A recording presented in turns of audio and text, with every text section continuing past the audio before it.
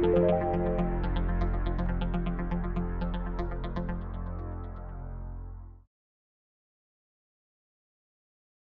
right, so I am going to talk about some of the work that we've been doing on looking at really human AI collaboration, trying to essentially change the narrative from a human AI competition, which we're all being put into more of, what can we do if we have more collaboration between human and AI in solving real world problems. So just a bit about the work that we do. So I actually run a multidisciplinary lab inside of Intel Labs, which spans ethnography, design, and AI. And we, clearly take a human-centered approach to problems. So we'll go into specific verticals and domains and try to figure out what are the needs that are unmet there and how can we actually bring technology to solve that. So over the last few years, we've been looking at manufacturing, education, and computing for people with disabilities. And in all of these, the kind of the thing that's coming through is really the opportunity to be more effective and more productive if you actually think about a collaborative approach. And I'm not gonna make it sound like this is an easy thing to do. And I think the reason these things are not happening at scale today is that it's not really an easy problem to solve, but it has a better, in my opinion, a better opportunity for scaling if you actually do think about it in those terms. So let me just talk quickly about some of the examples in this domain. So on the manufacturing side, this is actually something that we've done both in fabrication facilities within Intel, in terms of the trying to test the feasibility of this research, but also in other manufacturing. So not just necessarily focused on fabs. But what you see there, it's common in a lot of manufacturing facilities to see much more automation happening, right? And for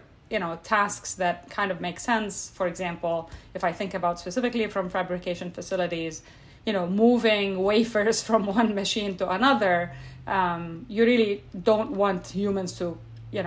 intervene within that process, because then you have to actually have a much cleaner environment because of the defects that could happen. So today, for example, these things are automated, they move from one machine to another. But if you actually look at a fabrication facility, you'll see tons of humans actually performing a lot of actions. And some of the issues that we see, whether in fabrication facilities or manufacturing more generally, is that, there are a lot of places where there are issues in terms of,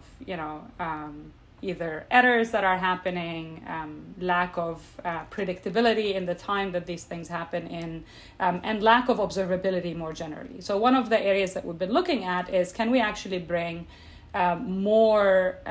AI capability within these environments to help assist people as they perform these tasks, whether it's to surface information that they need in the context of the specific task that they're performing, because you kind of understand the semantics of what needs to happen, and you can observe what's happening and then provide people with that information.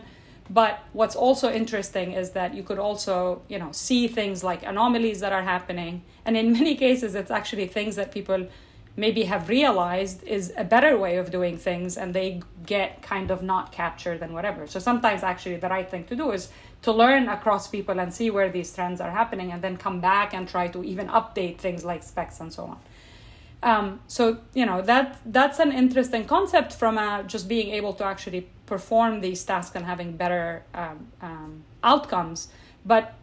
to me, one of the things that I see a lot of potential in is, one of the issues that we see with a lot of AI systems as we scale them into the world is that because of the fact that they're so brittle and, focused on specific tasks, if you actually put them out in the world and you have the messiness of the real world and the changes in the environment, changes in the task, which happens all the time in a realistic environment, they tend to fail, right? So one of the interesting areas in terms of bringing humans into that loop is, if you actually have these diverse systems that have humans and AI, if you actually enable humans to train the AI system in situ, so rather than thinking about how do you build these systems with just AI practitioners in the back end and tons of people doing labeling, if you actually do more of trying to learn in situ from end users, then you can actually have these systems be more adaptable and can learn over time. So that's, I think, a huge potential of how we can make these systems better in these realistic environments. The second area that we've been doing a lot of work in is education, and specifically, if you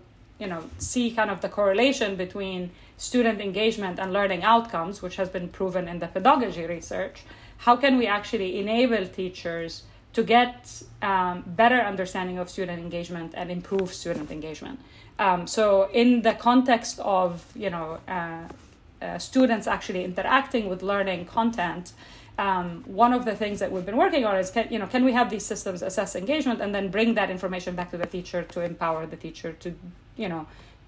do something different? And do we actually see different types of interventions that happen if you empower the teachers with that information? So some of the deployments that we've actually done in classroom environments show actually that you do end up with different types of interventions, because the teachers are more focused on helping the students that need the help rather than trying to figure out who needs the help in an environment where, in the case that the learning is actually happening through some of the content platform, but also if you think about remote learning environments where we see this becoming even more important in COVID-19 times.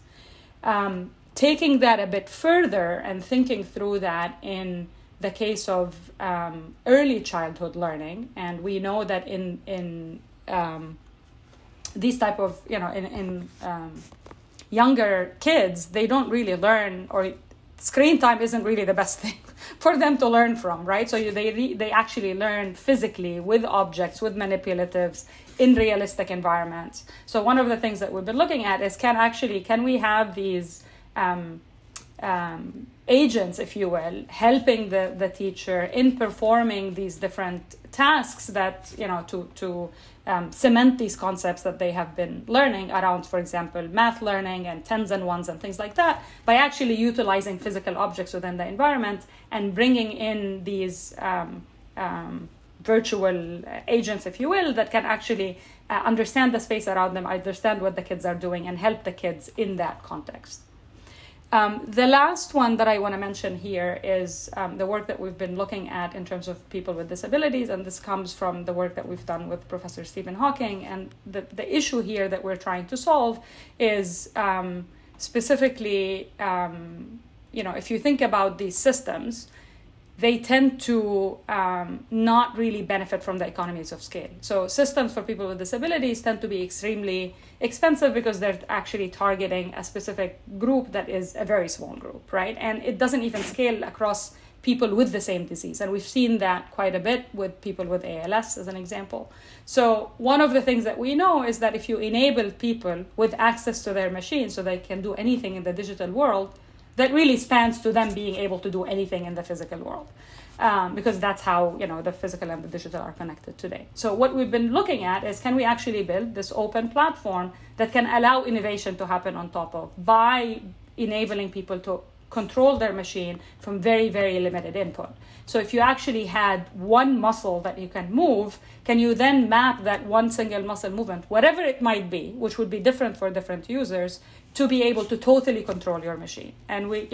so then now the process of supporting another user with different types of ability to move a muscle ends up being an investment of a day or two, rather than years of building a whole new platform to support that. And one area specifically that I've been really quite interested in is trying to bring more of the AI capability to reduce the amount of interaction that's needed, right? So if you think about what happens today, typically you will have someone saying something, and then a person will try to actually put together their thoughts through whatever mechanism that they have, and there's this huge silence gap that happens. So if you take a lot of these technologies around response generation that were meant for chatbots and things like that, but you actually turn them around and enable people to manipulate them with limited interactions that are needed, because every interaction is very costly, can people actually start to nudge these systems in ways that they can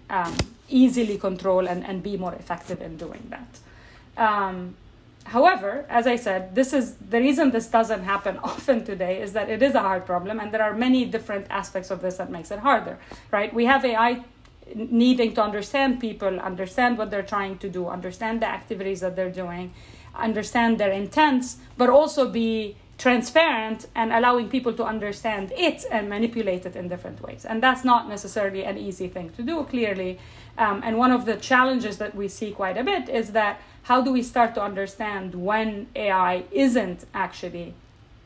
correct, and how do you get a better sense of that uncertainty that you can use it as a first design principle in these systems. So if these systems know when they don't know, they can better engage humans on the things that they actually don't know. And that's actually a harder problem to solve. So from a key takeaway perspective, really, if you think about it, human AI collaborative systems can actually provide a different way of trying to engage humans and amplify human potential, rather than just think automation is the way to improving productivity. It's clearly more challenging to bring these systems into, performing these different tasks in realistic environment, because you have to solve all sorts of problems around interaction and transparency, explainability, and some safety issues when you actually even bring some robotics type automation. But you need to actually solve these problems around robust perception and understanding uncertainty, and how do you design with uncertainty in mind, and enable end users to actually train these systems. So the questions that I want to actually leave you with is, one, how should researchers evaluate the desirability of invention ideas from an economic inclusion point of view, to put it in the context of this work? And then how can lower wage workers' economic interest be centered in that human AI collaborative approach that we're talking about?